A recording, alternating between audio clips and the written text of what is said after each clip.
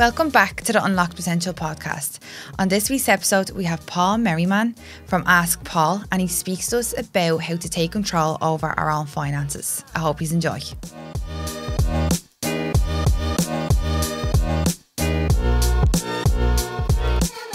Thanks for coming on, Paul. No problem whatsoever. Thanks for having me.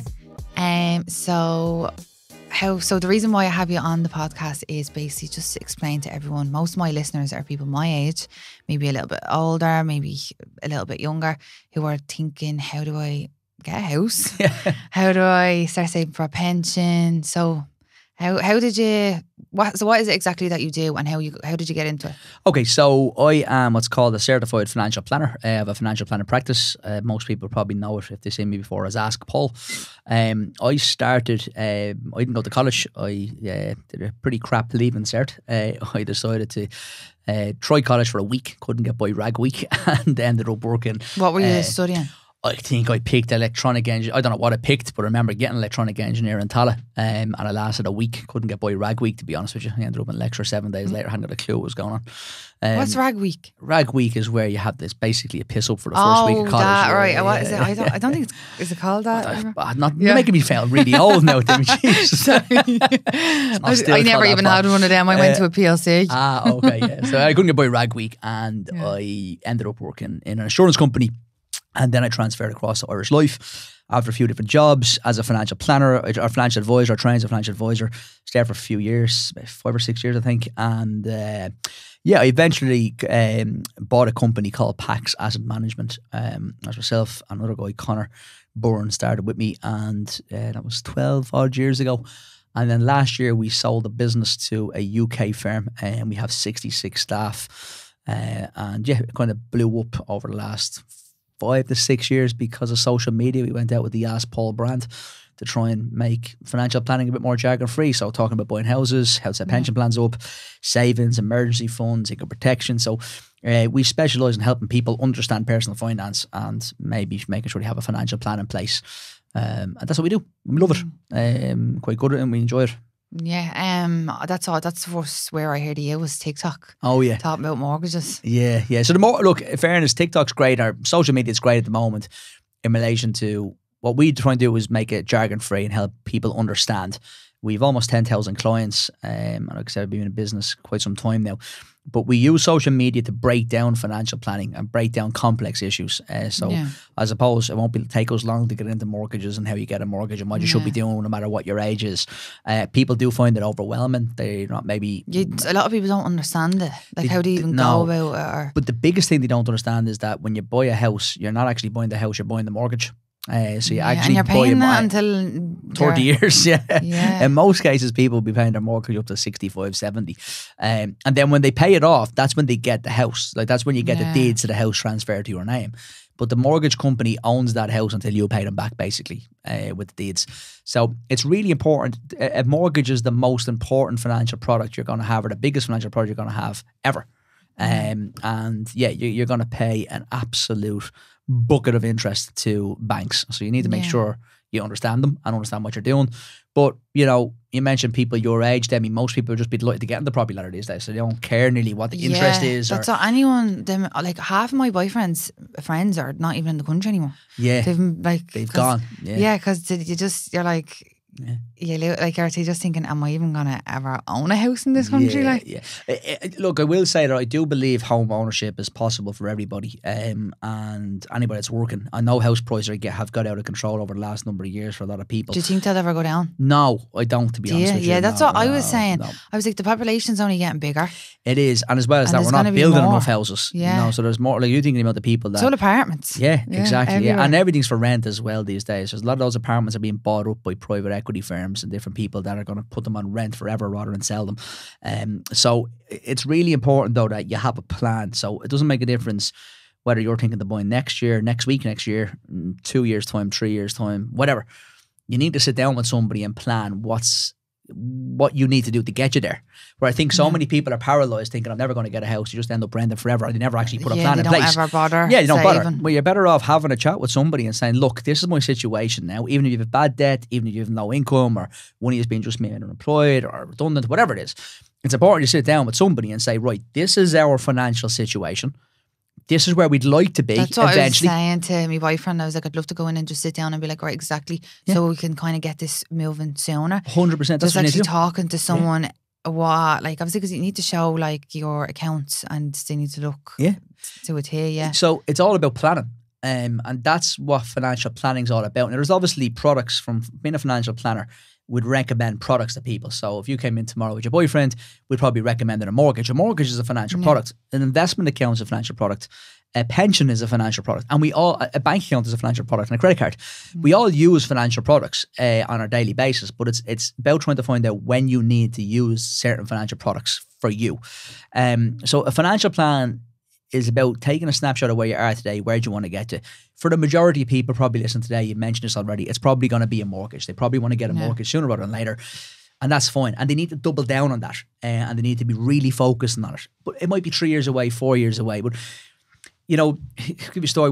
We had a guy in the boardroom before and he broke down crying. I didn't realise, it's a very simple thing about mortgages. When you're going for a mortgage, the bank want to see what's called affordability to pay your mortgage. Let's say you're going for a mortgage tomorrow for a few €100,000 and it's £1,500 a month over 30 years. Okay. This guy was paying £1,800 rent, himself, his partner, and their 2 kids living in an apartment. How are you meant to save when you're paying so much money on rent? So 2 things. He had already saved and he had a lump sum, but he thought he had to show the bank that he was saving for a year £1,500 a month on top of his rent, and he wasn't. So when he came into the boardroom, I was like, what are you saving for? Because I have to show the bank. You're showing that through your rent. I would have thought that as well. No, because the rent is, you're showing them through the rent that you're able to pay. Yeah. And he broke down crying. The guy was half broken because he was doing all this shift work in a company, weekend work, and he was trying to pay his rent, save. And he had a bit of an accident, he had a claim, and he had a lump sum enough to pay the deposit. He could have moved out probably 6 months previously and not had that stress. Now, I'm not trying to dig us up for giving him the advice, but I think it's just so important that people go to someone who knows what they're doing. And the worst place you can go, in my opinion, is a bank as well, by the way, not to slaughter the banks altogether. If anyone does follow me, I know I do that already quite a lot. But you want somebody that knows all, like some banks won't touch certain clients. So you had bad credit rating, you need to be 5 years from the pillar banks, Bank of Ireland, AIB, Permanent TSB, before they look at you. There's another couple of lending institutions that will look at you after 2 years. So if you go into Bank of Ireland and you have bad credit rating, and you have bad credit rating from a year old, the guy or the girl behind the counter is going to say, come back to us in 4 years. If you came to me, I'm going to say, we can do something for you in 2 years. It's a big difference. 3 years paying rent versus owning your own house. So that's what financial planning is about. It's about trying to find someone you trust, someone that knows what they're doing, someone that's qualified, someone that can show you what they're doing as well. We always show clients what we're doing with our money, how we invest it, how we do our pension plans. So we're quite open like that. So what would be like bad credit? Like, would you say, like, list out every single thing though? Because half the time I'm like, say someone makes a bet on Revolut. No, that's not bad credit. That is a black mark usually against you. Yeah, like, is that they're going to look at that as gambling? Because if anyone done something, I'd be like, don't be doing that. Good question. So bad credit is where you have run into difficulty repaying a financial institution. So let's say you had a credit card and you didn't pay it back. Or let's say, that could be on as well. But mainly speaking, you're looking at people that haven't paid back credit cards or missed loan repayments or have been in overdrafts or else they have loads of skipped direct debits in their bank accounts. And that's not bad credit, but it's bad account management from the bank point of view. So stick on the bad credit. If you have bad credit, you'll typically see that you'll have a central credit register report, and it will show that you didn't pay back AIB on a credit card back in 2012 or 2022 for 3 months. They won't give you don't give you a loan in that case. Because they're not going to pay that. Exactly. That's in fairness to the banks, are looking after themselves in that way as well. So, and that's fine. So that's what bad credit is, and you have bad credit rating. It takes 5 years to clear your credit rating with the central credit registrar. So let's say you had an issue back in 2022. One I see quite often is somebody goes to Australia, they have a credit card or a car loan or a personal loan, they don't pay it back. They let the direct debit skip. They think they're going to go to Australia forever. They're back in the country 3 years later and they try to get a loan and they can't because they never paid the credit back. Yeah. Classic example. Once you pay that off though, are you cleared straight away? No. It takes 5 years to come off your record. Right, okay. Yeah, and then some people mightn't even clear it. So when they come to me for the mortgage, I'm going to go, you should have done this last year or the year before. So the 2 year starts now with some of the institutions, but it takes 5 years to come off. So once you pay that, it's the 5 years from then? 5 years before it's gone off your credit rating. Now, some institutions will look at it after 2 years of fixing the problem. But those, they technically have really high rates today, and you wouldn't usually be recommending them. But again, that's why planning is so important. You need to, technically speaking, have all these ducks in a row. Yeah, and what are the banks really looking for, just that you can consistently save for? 100%. The bank the main thing the bank need is, so there's these central bank rules around mortgages that the banks can only lend X amount. So if you're a first time buyer, they typically will pay you 4 times or give you a mortgage up to 4 times your income. So if you're somebody or a couple that has 50,000 each, that's 100 grand combined income, the bank can give you 400 grand. That's rule 1. The bank will want to see a 10% deposit as a first time buyer. So if you're looking for a 400,000 euro property. And then with the 10% deposit, then you hear mixed things like, then you have to pay an extra 10 grand solicitors fees. And yeah, you do. Yeah, well, there won't be 10 grand, but yeah, you will need, on top of the deposit, you will have to have stamp duty is another one. And then you're going to have your solicitors fees. And you also want to be able to kit the house out, because most first time buyers are probably going to go self bills or new bills, as in brand new properties. So they need to kit those houses out, and they're not coming with much. Yeah. So you will need a few extra thousand. But I think the main basis of that is that if you're buying a house for 400,000 euro, you need to have a 10% deposit, which is 40 grand. Now, you either have saved that, received it from the bank and mum and dad if you're lucky enough, or you can use the revenue scheme, like the Help to Buy scheme. So if you're going for a new build, you can get up to 10%. Is that the same thing as the affordable housing? No. That's another one. No. So I'm going to go through all these schemes which as well. Yeah. So the first one is the Help to Buy. The Help to Buy is where the revenue will help first time buyers get a deposit together up to 10% of the value of the house to a maximum of 30,000 euro. So let's look at an example. Let's say you and your boyfriend are going for a new build in Dublin, and the new build is worth 300,000 euro. You go on to revenue.ie/help to buy, and then you're going to register it there, and they're going to tell you how much income tax you've paid over the last 4 years as a couple, and they're going to refund you that income tax. So it's cool. Oh my God, no way. Yeah, so it's really cool. I've never even heard of that. Exactly. So they'll say to the two of you guys, right, you've paid 30 grand of income tax, and it's capped at 30 grand. Now, you've only paid 20 grand or 23 grand of income tax, they'll give you the 23 grand back. Yeah. Now, you have to have 10%, it goes on 10% of the value of the property. So if you're buying a house for 300,000 euro and you have 30 grand worth of tax back, you will get the full 10% deposit. If you're buying a house for 200,000 euro, you wouldn't find them for 200,000 euro, but if you did, you'd only have 10% is 20 grand. A bungalow now for about 300,000. Yeah, you wouldn't be getting much in fairness, which is part of the problem for first time buyers. And then if you're buying a house for 400,000 euro, they'll cap it at 30 grand. So you will need to find that 10 grand from somewhere else. Yeah. So if you're buying a 400,000 house, the bank will want to see 10%, 40 grand. The revenue will potentially give you up to 30, and you need to save your own 10 yourself then. And that's how that works from a kind of deposit, right? Now, next the bank want to see that you can afford to repay that money. So what they look for is at least 6 months either savings or 6 months rent. So for self-employed, they look at a year's, don't they? No, so for self-employed, they need you to be self-employed for 2 years. So you need to be self-employed for 2 years and have 2 years sets of accounts. But do they not look at how many years of accounts? It's only every 6 months. So no. Someone said with self-employed, they look at your whole year, never mind the 6 months. No, so the bank will typically only ever look at, you want to see 6 months that you can afford a mortgage. So if you're looking at that, say you're going for a mortgage of 300,000 euro and the repayment is 1,600 quid a month. If you've been renting for 1,600 quid a month plus, you're fine, because you say, no, there's my rent schedule. I've paid my rent for the last 6 months.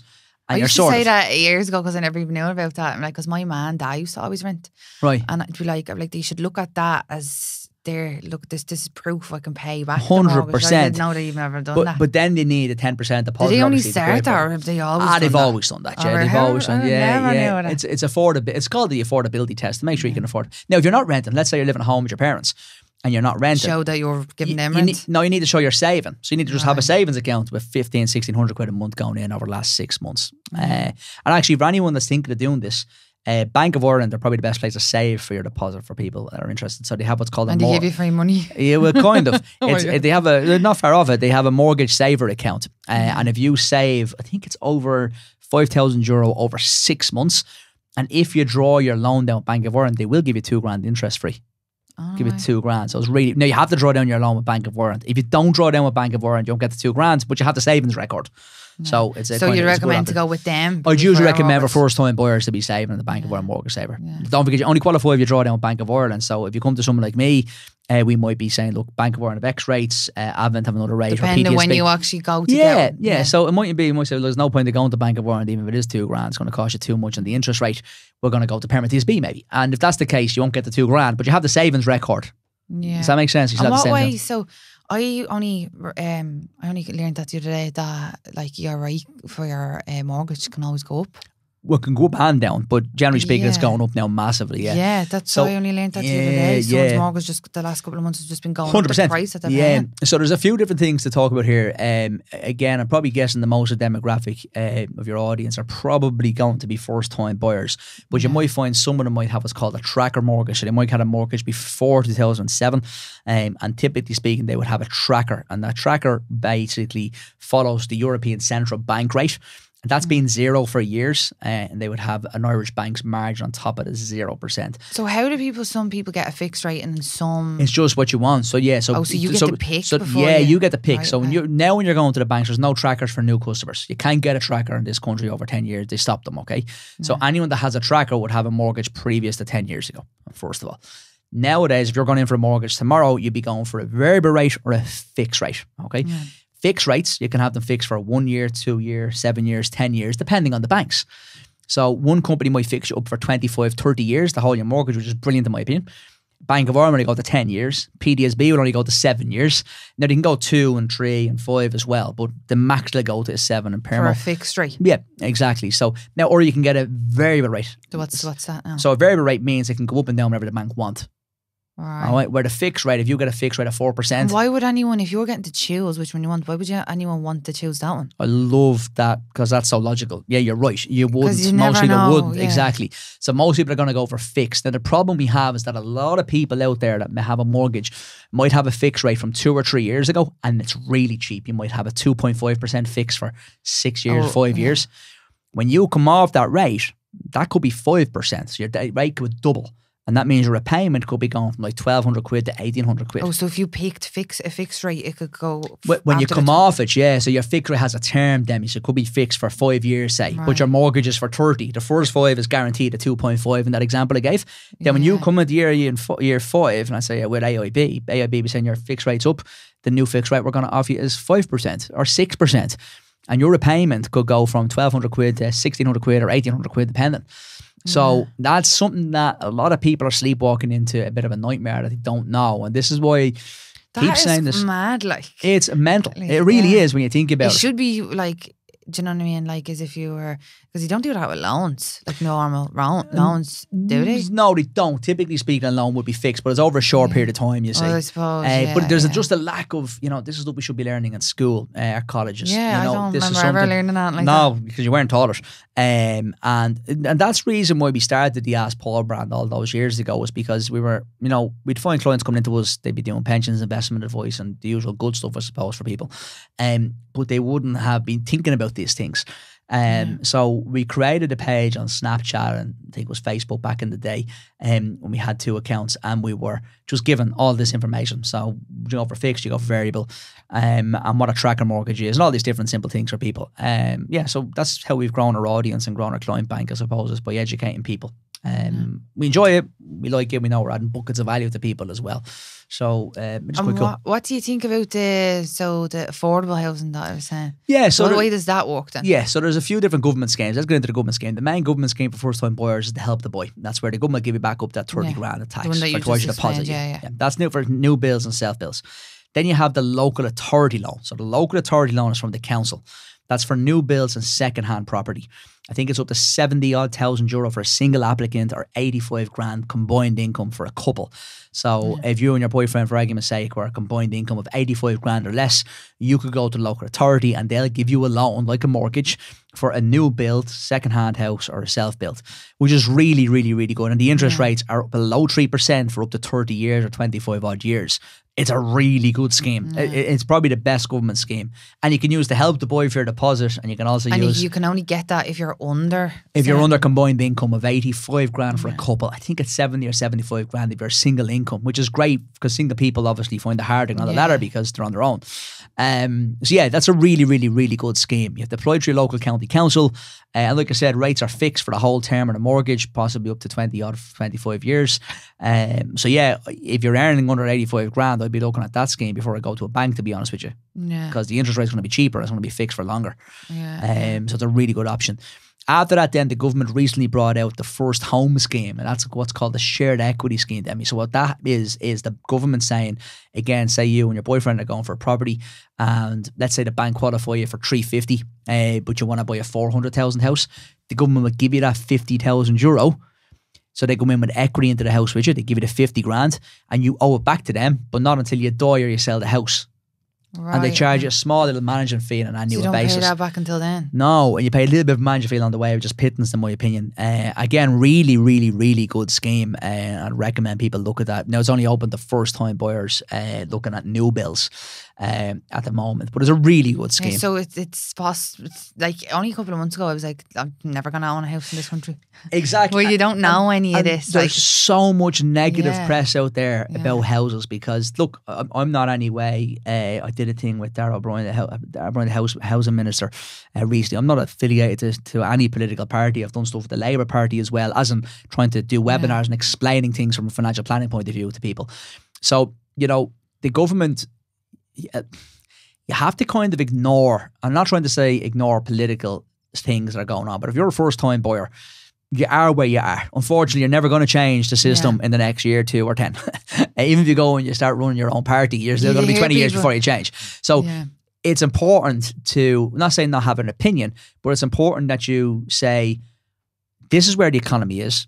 This is where house prices are. This is what my income is. What do I need to do to get a house? And just go do that.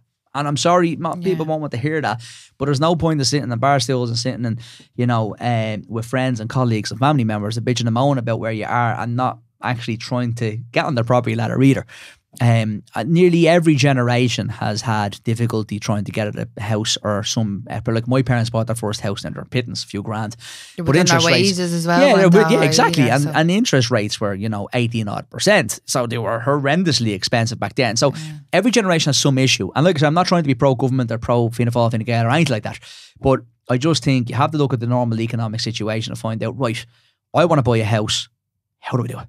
Yeah. And how long is it going to take? And go get the information than listening to hearing from what everyone else is or saying. Or else, the sort of I'm listening to recently is that there's going to be a property bust, the way it was in 2007. I really don't think it's going to happen. I keep hearing there's going to be another recession. Yeah, there will be. There possibly there won't be another housing crisis. Just be careful here. So a recession can easily happen to a government or an economy rather, and it doesn't have to be. We're so scarred from 2007's fallout from a massive recession. You can have small little recessions along the way that won't really upset anybody, or not everybody, but. It's really important that people realise the demographics of this country. We have very high employment. We have a very young workforce and we don't have enough houses. So it's just a supply-demand issue. Now, I do think houses over 800,000 or $1 million are going to struggle. They're going to be very difficult to sell. You're going to see discount prices in those houses. That's not a market crashing because all those first-time buyers from, say, 250 up to maybe 500,000, they're going nowhere, I think, value-wise. They're going to stay quite robust. Even though mortgage rates are increasing, there's still so many people looking for housing. There's not the supply there yet. So I'm probably going to say the next 5 years, you'd be still saying house prices will stay steady, if not increase by 1 or 2%. Yeah, I don't see them going down. Yeah, I don't. But again, the problem there is that people are saying they're going to go down. It doesn't make a difference with the house prices. Waiting. Yeah, but the mortgage is going up. So this time next year is going to be more expensive to get a mortgage. So like the rates? Yeah, the rates is going to make a massive difference. Yeah, massive difference. Like if a mortgage goes from 3% to 4% on a 300 grand mortgage, you could be looking at up to 80,000 euro extra in interest over the term of the mortgage. Yeah, you don't look at it like from exactly. 1%. No, but again, someone's saying that house price is 400 grand, that falls by 10%. I'm getting a great deal. You're not getting a good deal if the rate's gone up by 1 or 1.5%. You're getting it's and costing you more. Why are they going up? You probably don't even. So just because they want to go up. No, it's not that simple. I wish because it'd be easier to explain. So. we are part of the European Union, Ireland, and we have a European Central Bank. So we have the Central Bank of Ireland that looks after kind of Irish issues, and then we have the European Central Bank. The Europeans, so we just follow them, do we? Oh yeah, so the European Central Bank has different rates, and they set rates throughout the whole of Europe, okay? And interest rates are really a tool to help curb inflation. So you've heard of inflation going up massively over the last number of years. So the cost of living crisis, everything goes up. The only way to bring inflation down is to suck money out of an economy, stop people spending. The way to do that is increase their mortgages. So believe it or not, they increase your mortgage to make you pay more to the bank. To mean you just stop spending more on the shops, you stop spending more online. That takes the heat out of the economy, and inflation comes back down. You don't want to live in a high inflation zone. So we want to, the European Central Bank is trying to get inflation back to about 2.5%. It's about 6% at the moment. They would take them years to get there. And when they do, if inflation settles at 2.5%, your mortgage interest rate with the European Central Bank would probably be 3.5%. And then bank margin is on top of that. So my guesstimate is you're going to see rates settle, as in to consumers in Ireland, at about 5.5%. Last year they were 2 to 3. Yeah, massive difference. That's mad. Millions of interest cost to consumers just over the last 12 months. That's so interesting. It is, and that's what it's really. But I want to try and get across there for listeners and viewers to this is that forget about the house price. It's the you're not okay. You're buying the house obviously, but you're buying the mortgage. You need the mortgage to buy the house. So this thing is sitting on the fence saying, house prices are going to come down. Unless you have all that money sitting there, but it's unless you have a big bag of cash and thinking, right, I have the time to play, I might see the market come down a few percent. I don't think you will, but even if you did and you have a mortgage, the fact that mortgages are going up around you is an absolute nightmare. It's such a silent killer. No one's talking about it enough. The biggest problem the first time buyers that haven't bought yet is mortgage interest rates. Fuck house prices. It doesn't really make a difference, to be honest with you. In your overall next 20, 30 years, if interest rates go up by 2%, you are going to cost yourself an absolute fortune in interest. That a 10% reduction in the house price would be pittance compared to what's going to cost you in interest rates. So the best time is now? Best time is now, in my opinion, if you can find the house. That's another story. Queues everywhere, even did you see it all over Facebook and all? Yeah, everywhere. And then they're bidding now as well. Once you get a house or whatever, then people are bidding. Yeah. And then it goes up then as well. Yeah, it's scary. That's for second time property. So for first time buyers that are buying a new build, the house's price is set when you go in. There's no bidding or anything? No, there's no bidding. Not for new houses. The builder would typically put just price in the market for 400k and that's it. But if you're going for second-hand property, say we're not far off Swords here. So say for argument's sake, you're buying a second-hand house in Swords there for 20 years. You go in, you go say, the house ask price is 350. You can say, I'll give you 350. I can go in and say, I'll give you 370. So I'll give you 390. That's where that outbidding comes into play and starts driving the value up. That's from a house point of view. I really encourage people to try and buy sooner rather than later just because of interest rates. So what about investing then? What do you think about investing? Where should you invest your money to? So everybody should be investing if they can afford it. So there's a few rules before you invest, you need to have 3 basic rules. So when you invest your money, you're trying to make your money grow for you. So you're trying to invest it and you're hoping that you gain interest and your money will grow in value. Before you do that, if you have any short-term debts, so you have a credit union loan, a bank loan or a car loan, you're probably paying 6 to 8% on that money. So it actually makes more financial sense to use your extra cash to clear that loan quickly. Right, and then start investing. There's no point in trying to invest money with me to try and get you 4, 6 or 8% of a return if you know you're paying the credit union 8 already. So if you overpay that loan with the credit, you get rid of that first. You're saving yourself 8%. And then once you clear that, you'd also want to have what's called an emergency fund in place, Demi. So an emergency fund is quite important. It keeps your financial plan in place if something go wrong, like the car breaking down or something going wrong in the house. So an emergency fund is usually a minimum of €1,000 to maybe 10 grand. And where would you recommend? Credit union for an emergency fund. Credit union for an emergency fund is a quite good place.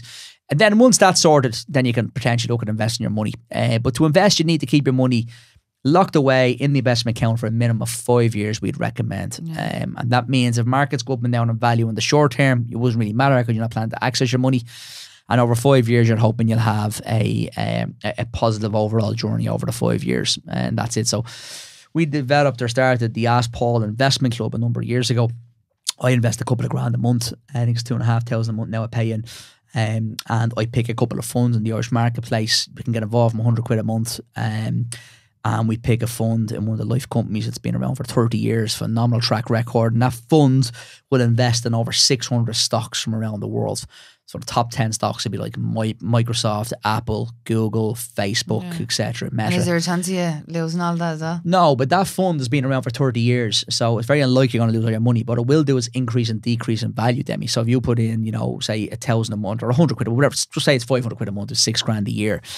This time next year, it might be worth 6,300 or 500, or it might be worth 5,800. Yeah. But the trick is, you don't want to access in the first 5 years. So you're hoping that on average, you'll get about 6% per annum over that 5-year period. It will go down, but the trick is when investments are down, is not to need them. And that's why you'd have your emergency fund in place, and then kind of short-term cash requirements. So get this from couples a lot, and people that are buying, single people even, that are, have 50 grand in deposit and getting no interest on it, and I'm buying a house next year. Well, you can't invest it because the market moves in a year. You might have less than you paid in. Yeah. But the market loses money, it goes up the following, whatever. It always increases and decreases in value in markets. So a trick when it comes to investing is not to need the money for the long term, and then you need to decide that you want to only take the money out when it's worth more.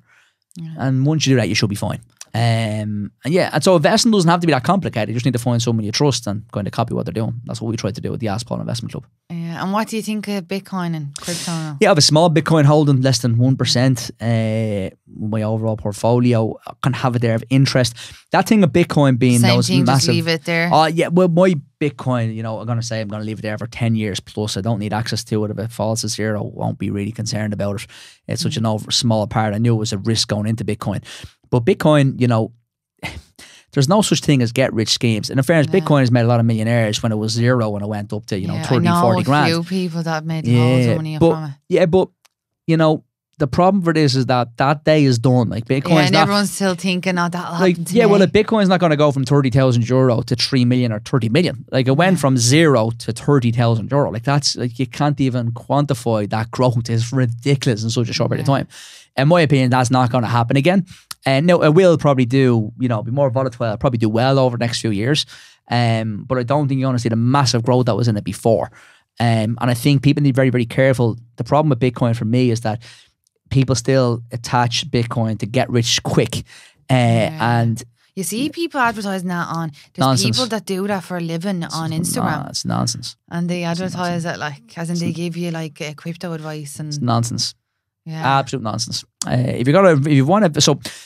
cryptocurrency is based on what's called blockchain. So blockchain is what the technology actually is. And that blockchain will be around forever. I think it's brilliant. I think what blockchain stands for is brilliant. But when the programmers put blockchain together, they never meant it to happen that cryptocurrency would act like a currency and go up and down in value so much, or that everyone would jump on the bandwagon. So, basically, let's just take my phone or whatever. Just say you have this phone today and I'm going, it's worth $1,000. And you say you want to pay me $2,000 for it. That's great. Your mate wants to pay me $3,000. Is the phone worth $1,000 or is it now worth $3,000 because your friend wants to pay $3,000 for it? And that's where you get into with the likes of cryptocurrency and stocks and shares and everything, to be fair. It's all subjective. But Bitcoin, like the phone, has a purpose, and blockchain rather has a purpose forever. So the way I really invested, it was to invest in blockchain through Bitcoin, and I think that would be there forever. I think it would do well for me over the period of time, but it's not there to make me a millionaire. It's not there to, have massive growth. It's there as a bit of a speculative play, high risk, less than 1% of my overall wealth. And I don't need Bitcoin to make me a millionaire. So I don't really care what it does, to be fair, being flippant. But be careful, guys driving flash cars and telling you made them on Bitcoin. I don't think it's going to happen for a lot of people in the future. Definitely did in the past, and it's been great for a lot of people, and fair play to these guys that got involved in it. But a lot of people that got into Bitcoin the last number of years didn't know when to get out of it. So they're being hurting still because they maybe bought in at €50,000 and now it's only worth 30. And they're really still waiting for them. They're still in a loss. So it could be years waiting. So, like I said, unfortunately, you mentioned Instagram. A lot of people are talking about cryptocurrencies and FX trade and all this absolute crap online. It's nonsense. Yeah, stay away from it.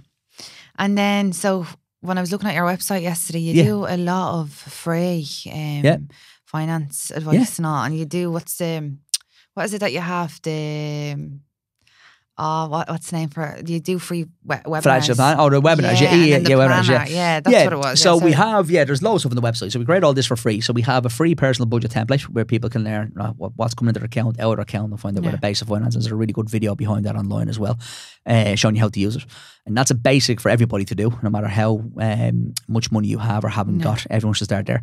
And then we also do DMs on social media. We answer about 200 to 300 DMs a week for free, where people ask us a question. It is Ask Paul after all. So they'll ask us a question and we get back to them, and that's a free service.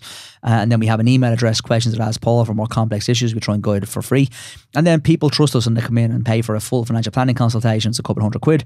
And then they might trust enough to give us their assets. So whether it's pensions or investments, they're trusted to set these accounts up, and we'll take them into the practice as clients. So we've got nearly 10,000 clients at this stage. So it's gone quite well. I think we built a good trust up with the general public in relation to personal finance.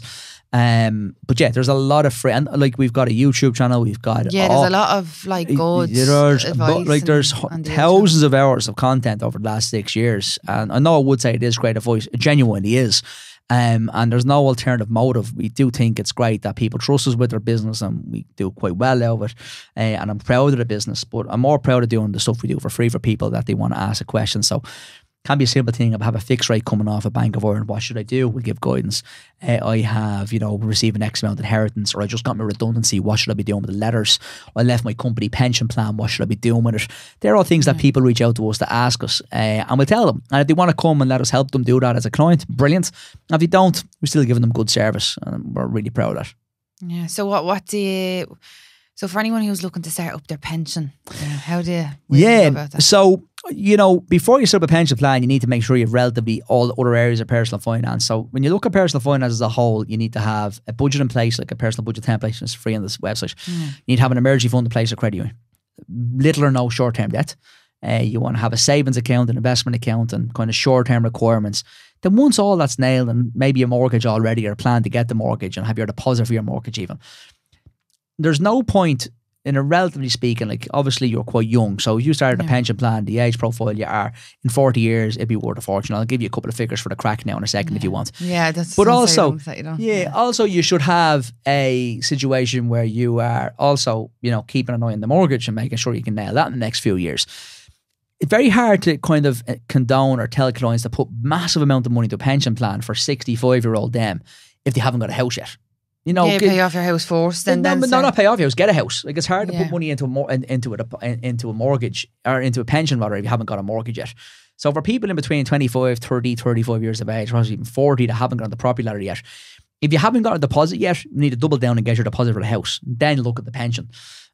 Because it makes such a big, like, you can't be putting money aside for 65-year-old you if you have no house. It doesn't make sense, really, does it? Yeah. So, that's why financial planning is so important. Like, we love pensions, and they're phenomenal. Like, pensions is the easiest way in Ireland to grow proper wealth. And I will give you an example now in a second.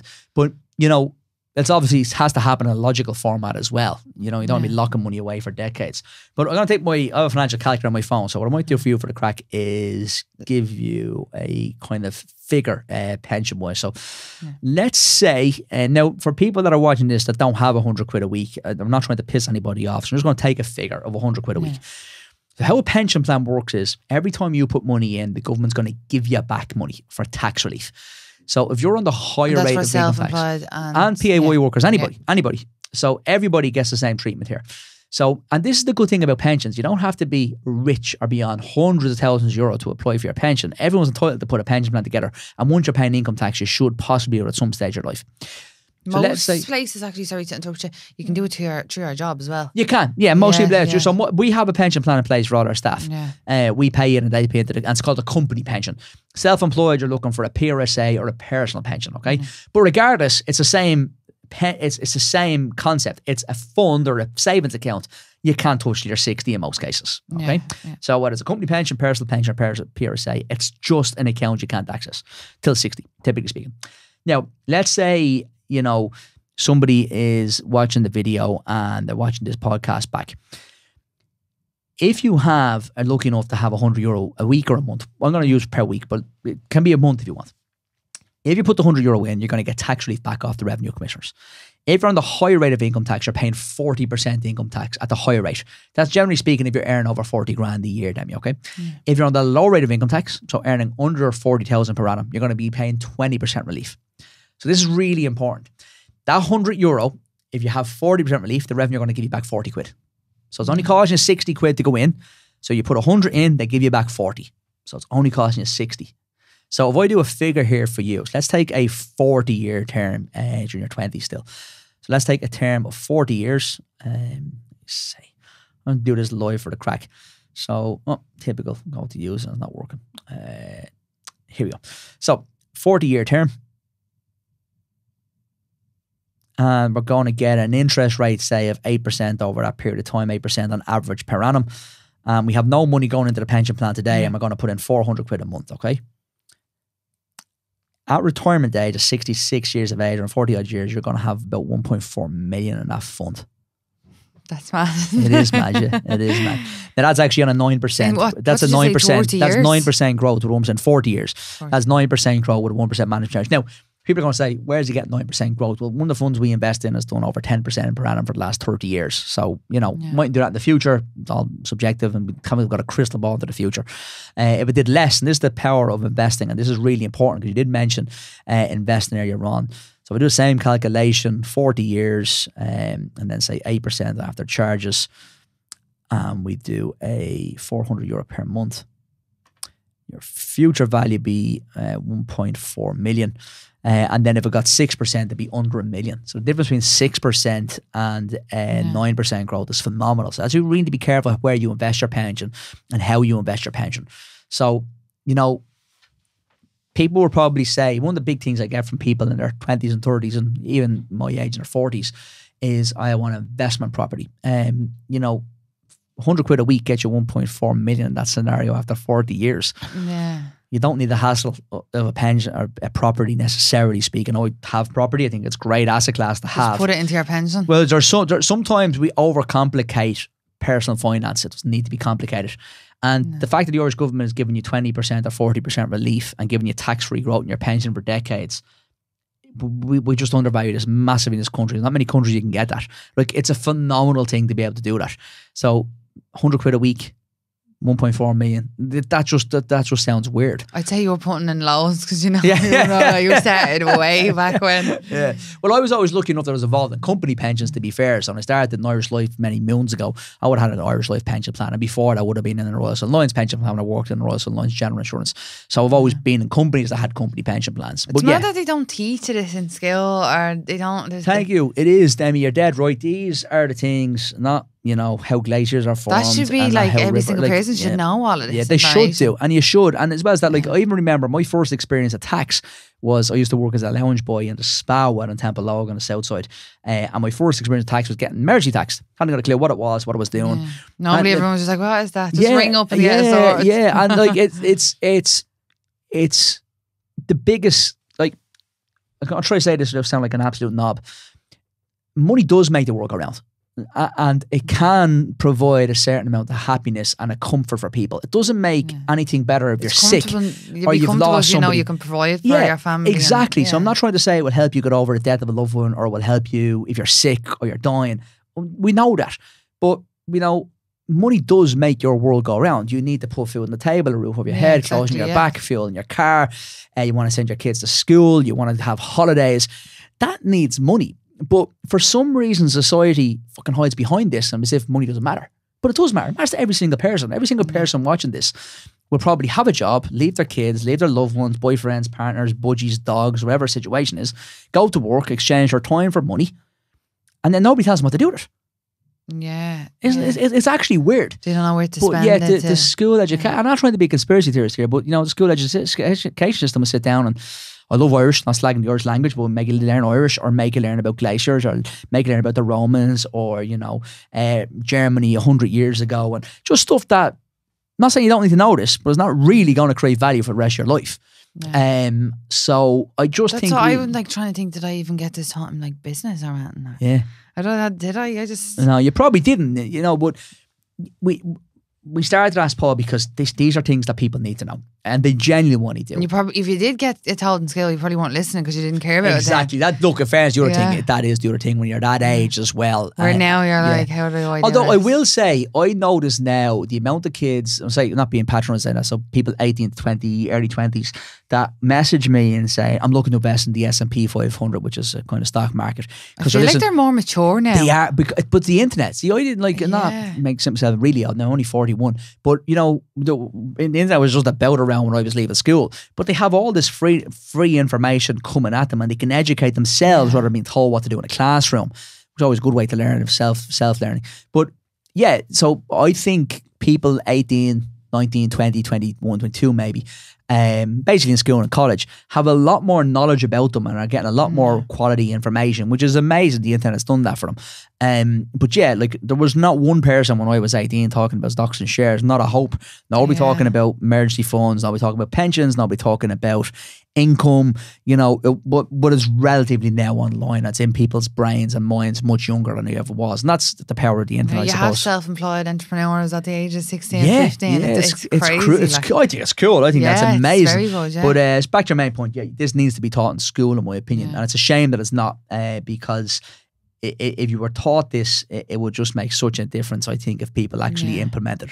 Because as soon as they go out into the working world, they know where to put their money. 100%. Where half the time someone gets their first job, they're just like, right, where am I going the weekend? Yeah, or else they end up borrowing too. And I did this. I remember one of the biggest financial mistakes I ever made was, and I don't mind saying this, Patrick, a guy I worked with, he's a good friend of mine, but I worked on my first job when I was 18, and he told me to get a credit card out. And he's like, I get a credit card because I kind of free money. And I remember getting the credit card, and remember I asked for a few £100 of a limit, and they gave me like a $5,000 gold card from MBNA back in the day. I went and ran them up. How old were you? 18. Oh my God, stop it. Ran them up. Tapping the thing everywhere. It wasn't even tapped back then. So yeah, it's fucking old school. So in fairness, it was a chip and pin. It wasn't back in the old swipe days and signing. But I remember running them up on that card in bars up and down. I worked in Dawson Street in various different pubs around Dawson Street and clothes and the usual stuff. I fucking paying that off for years on this. I didn't know anything about it. And, now people should have enough information not to do it, already know not to do it maybe. But so I think I've made bad financial decisions in the past. And, you learn from them. But yeah, we should be taught this stuff in school. Yeah. Thanks for coming on, Paul. No problem at all. Thanks. I really enjoyed the chat. So if anyone is looking out to reach out, where can they find you? So the website is askpaul.ie, or the Instagram is askpaul.ie as well, and TikTok and all the usual social media sites. We've probably all heard of it anyways. Probably send my face, my mug somewhere at this stage. Yeah. Demi, thanks for having me. Thanks for coming on.